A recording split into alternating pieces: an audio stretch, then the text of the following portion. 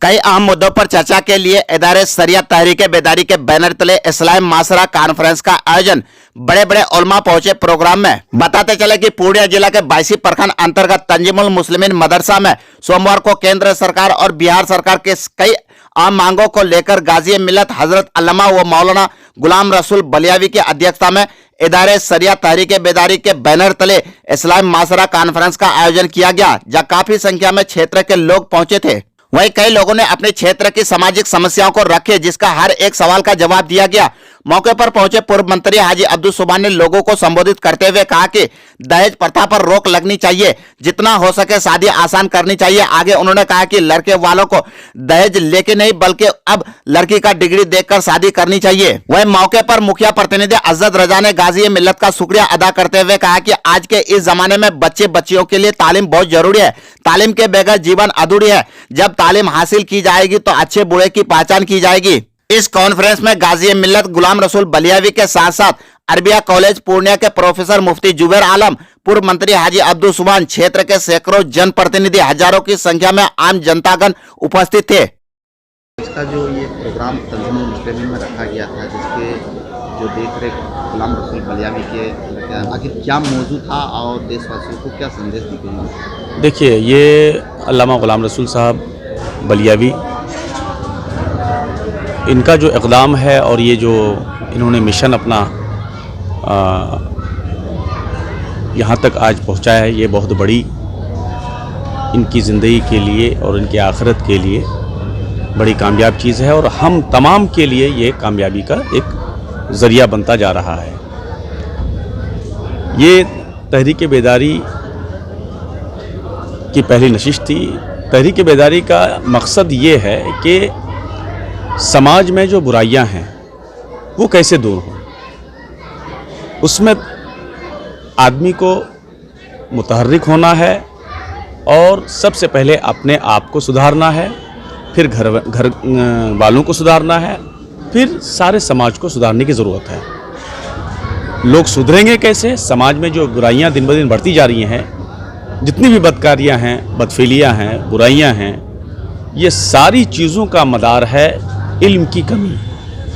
तालीम सबसे अहम चीज़ है, उसका सबसे बड़ा इंसान के लिए रोल रहता है।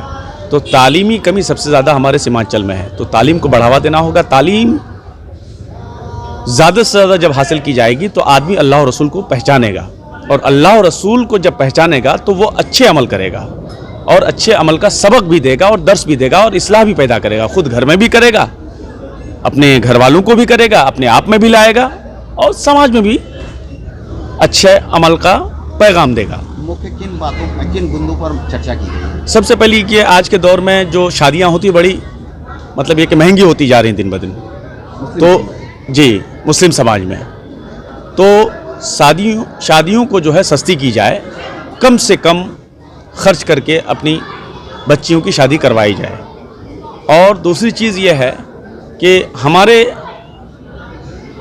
मुस्लिम समाज में जो मदरसों की कमी है, स्कूलों की कमी है, और हमारी जो आज बेचैनियाँ दिन ब दिन बढ़ती जा रही हैं, ये सारी चीज़ों पर अमल होना चाहिए और इसको बरूए कार लाना चाहिए। बरूए कार लाने का मतलब ये हुआ कि ज़्यादा से ज़्यादा लड़कियों का स्कूल, बच्चों का स्कूल कायम होना चाहिए महल्लों में, और सारी चीज़ों का मदार है नफ्स और हवस को मारना होगा।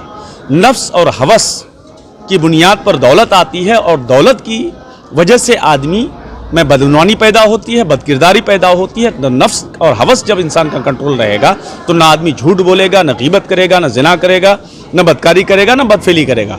तो इंसान को सबसे पहले नफ्स और हवस पर कंट्रोल करेगा। नफ्स और हवस कंट्रोल हो जाएगा तो अपने आप को कंट्रोल कर पाएगा। फिर जब अपना मुहासबा करेगा, अपनी नेकी और कमी का एहसास करेगा, तो अपने आप को सही करने की कोशिश करेगा। जब अपने आप को सही कर लेगा तो बाल बच्चों को सही करेगा। जब बाल बच्चे को सही कर लेगा तो उससे समाज पर भी असर पड़ेगा और समाज भी दिन ब दिन सही होता नजर आएगा। कुछ लोगों का कहना है कि गुलाम रसूल बलियावी राजनीतिक करने के लिए नहीं, ये गलत बात है। मेरे ये 25 साल दोस्त हैं। मैंने सैकड़ों जलसे इनके साथ इस 25 साल की ज़िंदगी मैंने की है। कहीं भी किसी जगह पर भी इनका ज़ाती मफाद हमने नहीं देखा है। हाँ, जहाँ भी अपनी आवाज़ बुलंद की, दिन ब दिन उनको कामयाबी मिलती गई। ये रब की मशीयत है कि अल्लाह तबारक व तआला उनके अच्छे अक़दाम की बुनियाद पर उनको कामयाबी अता फरमाता है। हर इंसान अपनी नेक तबीयत और साले ख़यालात और नज़रियात के साथ अगर अच्छा इक़दाम करेगा तो अल्लाह ताला उनको ज़रूर कामयाबी अता करेगा। और एक अच्छी कामयाबी का नाम अल्लामा गाज़ी मिल्लत ग़ुलाम रसूल बलियावी साहब है। क्या इस तरह के प्रोग्राम को किसी राजनीतिक के नज़रिया से देखा जाए? बिल्कुल गलत बात है। ये आदमी अगर कोई समझता है वो उनकी सोच पर मुझे हैरत है। इस सोच पर आप पाबंदी लगा भी नहीं सकते, सबकी अपनी अपनी सोच है। मेरी कुर्बत उनके साथ बहुत ज़्यादा है। मैंने इस तरह का कोई उनका न ख्याल पाया, न उनकी कोई मिसाल मिली, न उनका कोई इस तरह का जो है उनकी सोच मिली। इसलिए मैं जहाँ तक समझता हूँ कि उनका जो भी कारनामा है ख़ास करके तहरीक बेदारी के सिलसिले में उनकी आखिरत के लिए है।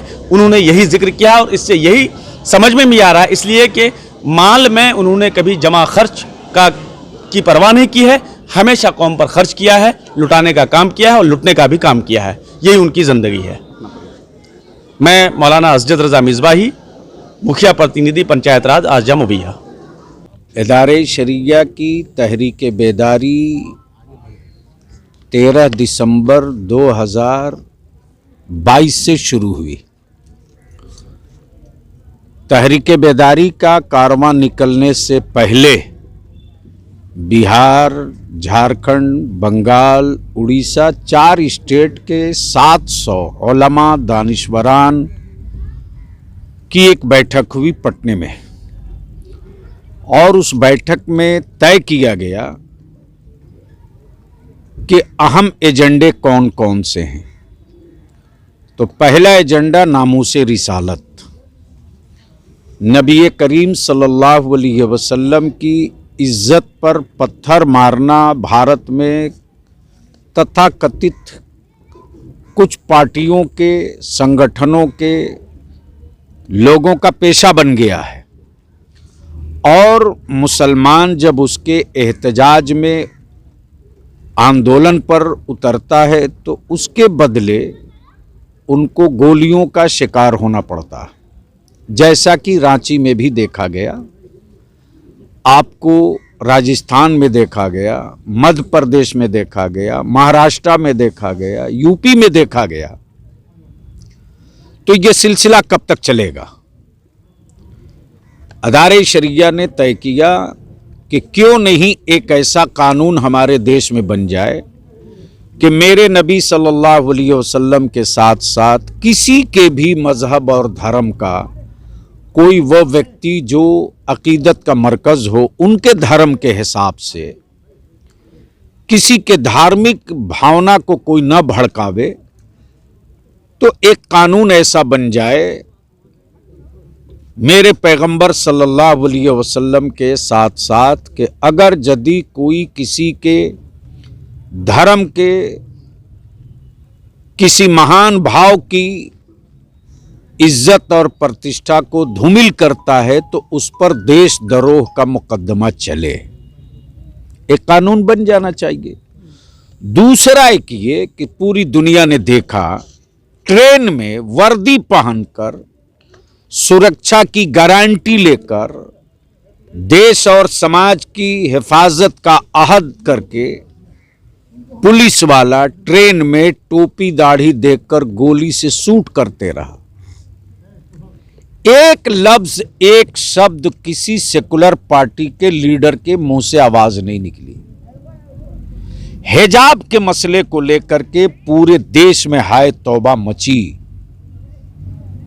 आखिर हमारी बेटियों को, हमारी बच्चियों को पढ़ने का राइट है कि नहीं है? हम जिनको वोट दे रहे हैं, क्या वो हमारे वोट से सिर्फ राजा ही रहेंगे या मेरे जान माल की सुरक्षा की गारंटी भी लेंगे, मेरे बच्चे और बच्चियों के पढ़ने का व्यवस्था भी करेंगे, या सिर्फ इलेक्शन पीरियड में सच्चर कमीशन और रंगनाथ मिश्रा की रिपोर्ट सुनाएंगे फिर हम वोट देंगे? तो दो कानून, एक तो नामूसे रिसालत का और दूसरा देश में बढ़ती हुई मॉब लिंचिंग। और जिसको देखो वही टोपी दाढ़ी देखा आतंकवादी है, जिहादी है, दहशतगर्द है। मदरसे की बिल्डिंग देखा आतंकवादी रहते, दहशतगर्द रहते। मैंने पूछा था आज भी पूछ रहा हूं कि मेरे मदरसों को आतंकवादी जिहादी का अड्डा कहने वालों, अगर कानून एक है दो नहीं है, तो आरएसएस का रजिस्ट्रेशन नंबर क्या है, सालाना सोर्स ऑफ इनकम क्या है, सालाना उसका टर्नओवर क्या है, बताना चाहिए। हम अपने मदरसों की पाई पाई का हिसाब देते, हम अपनी मस्जिदों में किसी चोरी का बिजली नहीं जलाते, फिर भी ये इल्जाम। तो इस मुद्दे का हल यह है कि जिस तरह दलित भाइयों के बीच भरोसा और एतमाद पैदा करने के लिए दलित एक्ट बना है किसी की हिम्मत जो किसी दलित भाई को गाली दे दे, उसकी जात और उसके धर्म का नाम लेकर के उसकी जमीन पर कब्जा करके दिखावे, उन पर हाथ डाल के दिखावे। लेकिन यह भी दुनिया ने देखा, दो आंख से भारत में लोग देख रहे हैं। एक दलित भाई के बेटे के मुंह पर मध्य प्रदेश में किसी समाज दुश्मन व्यक्ति ने पेशाब किया, पूरे देश के लोग खड़ा हो गए, हर पार्टी खड़ी हो गई, हर संगठन खड़ा हो गया। लेकिन हमारे बच्चों को बगैर किसी प्रूफ के, बगैर किसी सबूत के, देश के बहुसंख्यक भाइयों के बीच में मुसलमानों के बच्चों के प्रति नफरत पैदा करने के लिए टोपी, दाढ़ी, पगड़ी, अमामा, जुब्बा देखकर आतंकवादी कहकर उठा लिया जाता है, ट्रेन में मॉब लिंचिंग कर दिया जाता है, सड़क पे घेर के मार दिया जाता है। आखिर ये समाज के ये जो संगठन है, समाज सेवी हैं, जो सेकुलर कहलाने वाली पार्टियां हैं, मेरे बच्चों के मॉब लिंचिंग और जबरदस्ती दहशतगर्द कहे जाने के खिलाफ क्यों नहीं खड़ा हो रही है? तब इदारे शरिया ने तय किया कि इन दो कानून के साथ साथ निकाह को सस्ता करो, शादी को आसान करो, इन्हीं पैसों को बचाओ और अपने बच्चों की तालीम पर खर्च करो। उसके लिए एक एक गांव, एक एक टोला, एक एक पुरवा, एक एक मस्जिद, एक एक मदरसा जोड़ने का अदारे शरिया का जो मुहिम है, उसी मुहिम का आज मशावरती नशिस्त हुई, जिसमें 1000 लोग से बेशी शरीक हुए। ये संकेत है, ये सिंबल है कि जनता तैयार है, रोड पर आने की जरूरत है। तो समाज की कुरीतियों और समाज की बुराइयों के खिलाफ भी लड़ना है और अपनी नस्लों के, अपनी कम्युनिटी के और अपने देश के भविष्य और मुस्तकबिल के लिए भी लड़ना है। और अब हम बिहार हुकूमत को धन्यवाद, शुक्रिया, मुबारकबाद देते हैं कि उन्होंने जातीय आधारित गणना कराकर एक बड़ा काम कर दिया। अब बिल्कुल क्लियर है कि जिसकी जितनी संख्या भारी उसकी उतनी हिस्सेदारी। तो जब संख्या बल में हम सत्ता बदल रहे हैं, तो उसी संख्या बल में हमको मेडिकल कॉलेज में भी चाहिए, इंजीनियरिंग कॉलेज में भी चाहिए, पुलिस प्रशासन में भी चाहिए, कलेक्टेरिएट में भी चाहिए, सेक्रेटेरिएट में भी चाहिए, जुडिशियली में भी चाहिए, एकेडमी में भी चाहिए और सत्ता में भी चाहिए।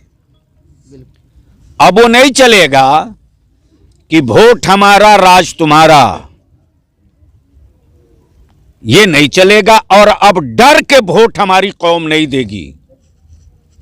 अपने हक और अपनी नस्लों के हिफाजत के लिए, और उसके लिए हमारे उलमा गोलबंद हो चुके हैं, मस्जिद का एक एक इमाम गोलबंद हो चुका है, और अब ये लड़ाई चल पड़ी है।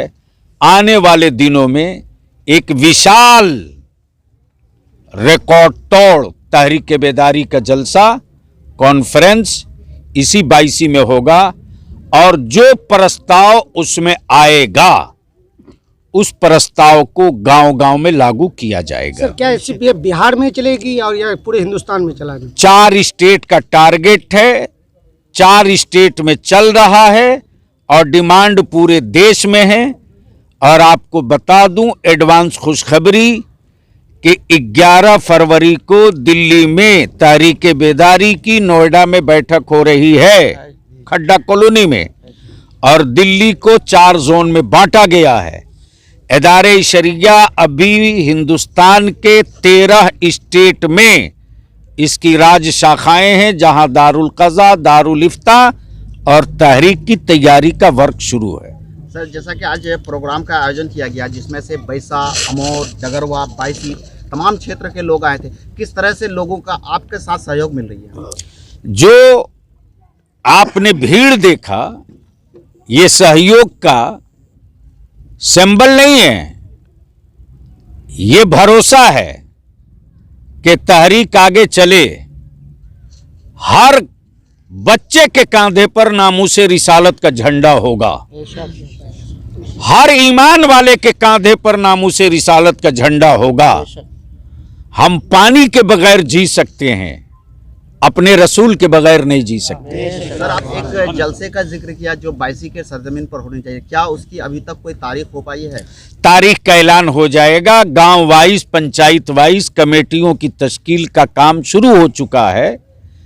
इसके 3-4 लेयर होंगे। मैदान कमेटी अलग होगी, तालीम कमेटी अलग होगी, इंतजामिया टीम अलग होगी, और कहाँ किस गांव, किस पंचायत में किस भाव, किस वजन के लोग हैं उसकी टीम अलग होगी। जब आदमी का कलेक्शन हो जाएगा तो डिपुटेशन में सहूलत होगी। क्षेत्रवासियों के लिए आपका क्या संदेश है इस प्रोग्राम को लेकर? हमें संदेश देने की जरूरत नहीं है, संदेश गांव-गांव जा चुका है। लोग तारीख का इंतजार कर रहे हैं। उस तारीख के ऐलान होते ही दुनिया देखेगी कि अब तक सबका झंडा लेकर सीमांचल निकला था, आज मुस्तफा की इज्जत और अजमत का झंडा लेकर निकला।